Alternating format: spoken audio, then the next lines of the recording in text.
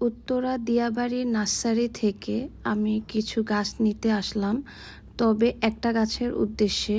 সেটা হচ্ছে চায়না বট গাছ। আমি চাই এই চায়না বট গাছটা আমার আম্মুর কাছে সারা জীবন থাকুক। এটা হলো সেই চায়না বট গাছ। এখান থেকে আমি একটা নিব পছন্দ করে। তারপর আমি আরো অনেকগুলো গাছ দেখতেছিলাম, এগুলো হচ্ছে বারান্দায় লাগাবো। এখান থেকে আমি অনেক গাছ নিয়েছি, এটাও নিয়েছি। তারপর ঘুরে ঘুরে দেখতেছিলাম যে এখানে কেমন ধরনের গাছ আছে। আর এদিকে দেখেন হরিণটা আমার ফ্রেন্ড ধরছে, দেন আমি ধরে গাছে রেখে ভিডিও করতে নিলাম।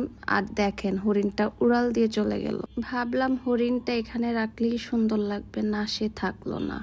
তারপর দেখেন এখানে এই গাছগুলো, সুন্দর গাছগুলো আমি নিলাম। তারপর ঘুরে ঘুরে দেখতেছি কোন গাছ নেব। অনেকগুলো গাছ নিয়েছি এই কয়েকদিনে উত্তরা থেকে প্রত্যেকটা নার্সারিতে ঘুরে ঘুরে। এই যে আজকে গাছগুলো, তারপরে কিছু মাটি নিয়ে এসেছি। আর এখানে যে বস্তাটা দেখতে পাচ্ছেন, এখানেও এক বস্তা মাটি। এগুলো আমি সরিয়ে রাখতেছি আগে, এত ভারী ছিল মাটির বস্তাটা। আর এখানে মিকি খায় আর ও ময়লা করে রাখে। ওকে যদি একটা জায়গায় দিই ও 10টা জায়গায় নিয়ে নিয়ে খাবে। তারপরে আর কি ফুলের টবগুলো নিলাম, এগুলোতে এখন মাটি রাখবো। এই যে দেখেন এগুলাকে আমি মাটি ভরতেছি টবে। এরপরে কি হয়েছে জানেন, কেঁচো, লাইক ছোট একটা কেঁচো হঠাৎ করে আমার হাতে লাগছে। আমি অনেক ভয় পেয়ে গেছি। হয়তো ঠিক আছে এটা কামড় দিবে না, বাট হঠাৎ হাতে লাগলে জানেনি কেমন লাগে। ওই যে গাছগুলো নিয়ে আসলাম, এগুলো এখন সেট করতেছি। আমার কাছে পাখিও আছে, ওই যে পিছনে আমার সাইডে দিয়ে পাখির খাঁচা। এখানে এখন বেশি না, 2টা পাখি আছে। আগের পাখিগুলা উড়াল দিয়ে চলে গেছে আমার বিড়ালের জন্য। আমার আসলে গাছপালা, পশু পাখি এগুলো ভীষণ ভালো লাগে। যাই হোক, ওই যে এক বস্তা মাটি ছিল সরিয়ে রেখেছিলাম, এগুলো এখন বের করে গুঁড়া গুঁড়া করে হচ্ছে আমি আরো কিছু টবে রাখবো।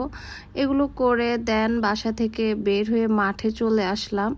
আম্মু একটা ব্রেড কিনে নিয়ে এসেছিল সকালের জন্য।